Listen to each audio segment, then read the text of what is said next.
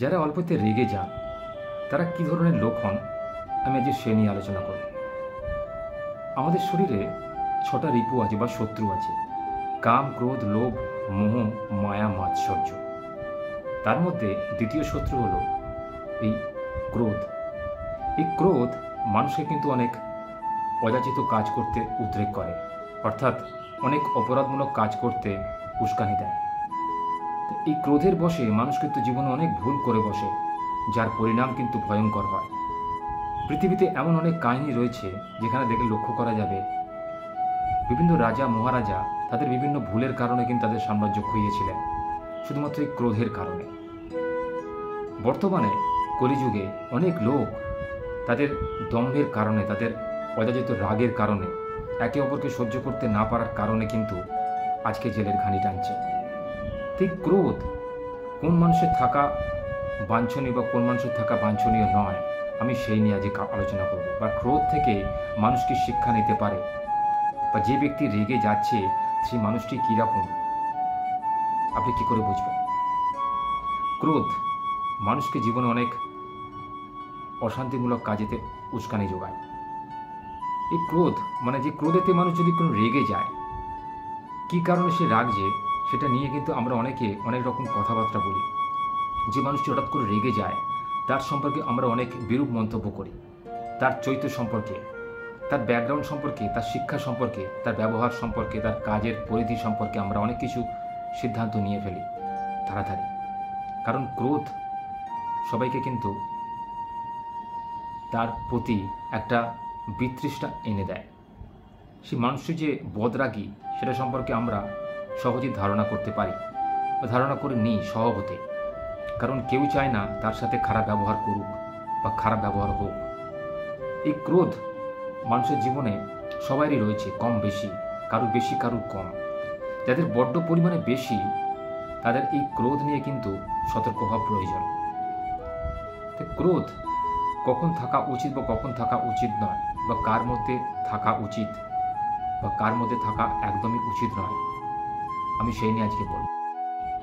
জানবেন, যে ব্যক্তি জীবনে কোনো খারাপ কাজ করেনি, যে ব্যক্তি পরিশ্রমী, যে ব্যক্তি সৎ, সে ব্যক্তি কিন্তু চাইবে না যে সে যেটা চাইছে বা সে তার নিজের 100% ক্ষমতা দেওয়ার পরেও, 100% পরিশ্রম খরচ করার পরেও কোনো যোগ্য সম্মান পাচ্ছে না তার ঊর্ধ্বতন কর্তৃপক্ষের কাছ থেকে, বা সে যে ব্যক্তির সঙ্গে সম্পর্কিত তার থেকে পাচ্ছে না, তখন তার মধ্যে কিন্তু একটা নির্দিষ্ট সময় পরে ক্রোধ এসে যায়, রাগ এসে যায়। সে রাগের বশে তার মুখের উপরে কিছু কথা বলে দেয়, মান সম্মানের কথা, যেটা কিন্তু সামনে থাকা ব্যক্তির খারাপ লাগে, বা তার সম্পর্কে ধারণা করে নেয় যে ব্যক্তি রেগে গিয়ে এইসব কথা বললো বলে সে একটা খারাপ মানুষ। এটা কিন্তু একদমই উচিত না। কোনো মানুষকে তার সাময়িক ক্রোধের দৃষ্টিভঙ্গিতে কখনোই বিচার করে নেওয়া উচিত নয়। ঠিক যেরকম একটি বইয়ের মলাট দেখে বইয়ের ভেতরে কি আছে সেটা ভেবে নেওয়া উচিত নয়, পুরো বইটা পড়তে হয়, তবেই জানতে হয়। তাই কোনো মানুষকে অ্যানালাইজ করতে গেলে, তার জীবনটাকে জানতে গেলে তার সঙ্গে ব্যবহার করতে হয়, তার সঙ্গে মিশতে হয়, তাকে জানতে হয়, বুঝতে হয়।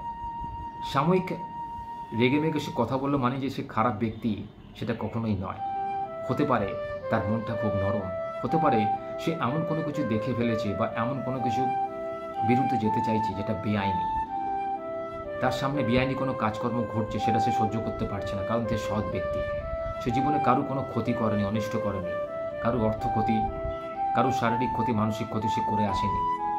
সেই জন্য সে চাইবে না যে তার সামনে ব্যক্তি তার সঙ্গে কোনো প্রতারণামূলক কাজ করুক বা তার এগেনস্টে কোনো ষড়যন্ত্র করুক। সেটা যখন সে জানতে পেরে যায় না, তখন সে ক্রোধে ফেটে পড়ে, তখন সে বিদ্রোহ ঘোষণা করে। আর আমরা সামনে থাকা ব্যক্তিরা ভেবে নিই যে সে অন্যায় কাজ করছে। এটা কিন্তু একদমই ভুল জাজমেন্ট। একটা মানুষকে অ্যানালাইসিস করার পক্ষে এর থেকে ভুল জাজমেন্ট আর হতে পারে না। আমরা কখন একটা মানুষকে দেখে ভুল জাজমেন্ট করব বা কখন আমরা ঠিক জাজমেন্ট করব, সেটাই বোঝা উচিত। একজন বিচক্ষণ ব্যক্তি ছাড়া কিন্তু এটা করতে পারে না। যে ব্যক্তি ওই সৎ ব্যক্তিটার কোনো ক্ষতি করার চেষ্টা করছে, সেই কিন্তু দেখবেন এই ক্রোধের শিকার হয়।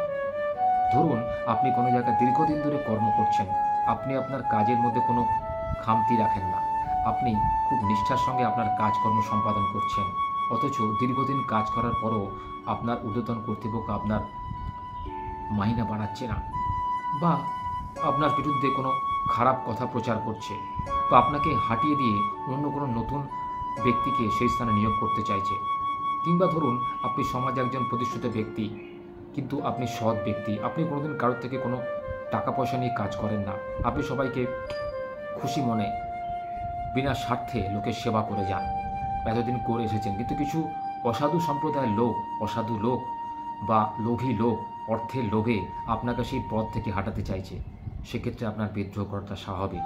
আপনি রেগে মেগে দুটো কথা বলতেই পারেন, তার জন্য কিন্তু অন্য লোকেদের আপনার প্রতি কোনো সন্দেহ ভাজন হয়ে আপনার এগেনস্টে কোনো কথা বলা উচিত নয়, কারণ আপনি যে সৎ ব্যক্তি সেটা কিন্তু সে জানে না।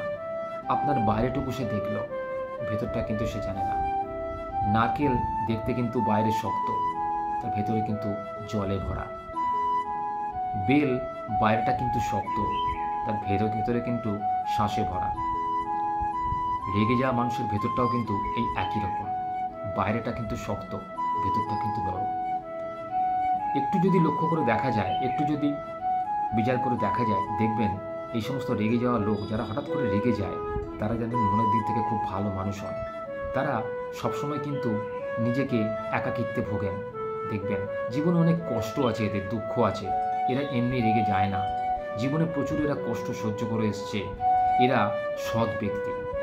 আর কলিযুগে তো লেখাই আছে গীতাতে যে যারা সৎ ব্যক্তি তারা কিন্তু জীবনে অনেক কষ্ট পাবে, আর যারা অসৎ ব্যক্তি তারাই কিন্তু সমাজে ভালো থাকবে, যেটা বর্তমানে ঘটে চলেছে। লক্ষ্য করছি চতুর জায়গা থেকে সততার গুণ কিন্তু তখনই জীবিত থাকবে যখন আপামর জনসাধারণ তাকে তার স্বীকৃতি দেবে। শুধু একজন দুজন লোক যদি সততার স্বীকৃতি দেয়, সততার স্বীকৃতি সে কোনোদিনই পাবে না।